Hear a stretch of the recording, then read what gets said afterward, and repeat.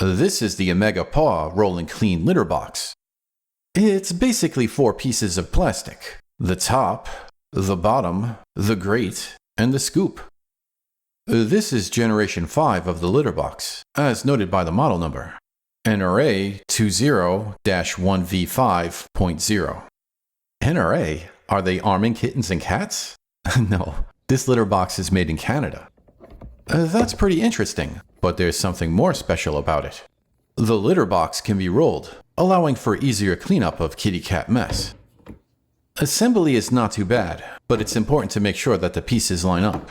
Otherwise, this can create quite the mess. The grate should be flush with the bottom of the litter box. This feels like it should be more secure. It kinda just folds into place.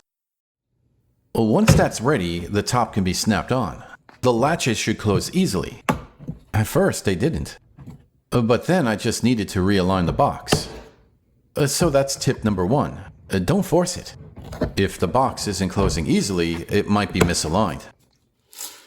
Tip number 2, put the litter in the box before closing it.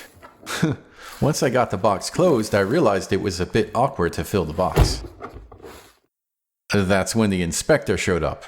He wanted to make sure this job was up to specifications. That's tip number 3. Don't overfill it. I used hard-to-tail scoopable cat litter. 14 pounds wasn't enough. So I started pouring in some more from a second container. After that, the litter box was soon at the maximum limit. That's when I slid in the scoop and tried out the litter box. I like that it's a low-tech solution. I didn't need an app or electricity. Not having to dig in sand like I'm looking for lost gold at the beach is also a plus. Anyway, here's the first test. I'm just pouring in some water. While that solidifies, I think I'll feed the cats. The cats did seem curious about the large box in the living room. I picked an area with a lot of space, as this thing needs room to move. So, here we go. Oops. That's tip number 4. Don't grab it by the latch. That just popped it open. So, as you start to roll it, the clay falls through the grate, while the clumps fall towards the tray. The balance of the litter box is a little tricky while flipping it. Did you hear that thud?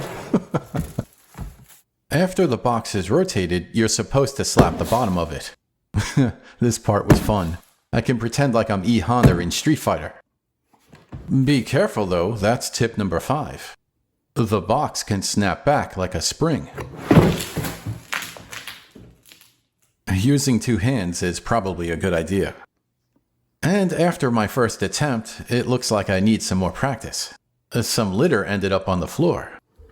No problem, I got this. So let's see if this worked.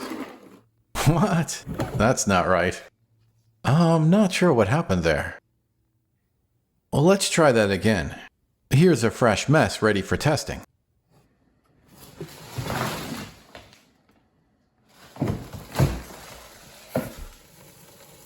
Do you see the sand dripping out from the side? That doesn't seem to be ideal. But overall, it's working.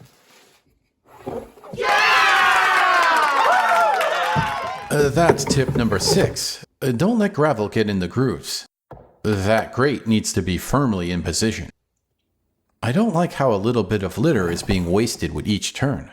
Some of it ends up on the floor too. But I like this litter box way better than a regular litter box. Tip number 7 is giving cats the space they need to do their thing. What do you think, Fluffy? Oh, you need some privacy. Well, here you go.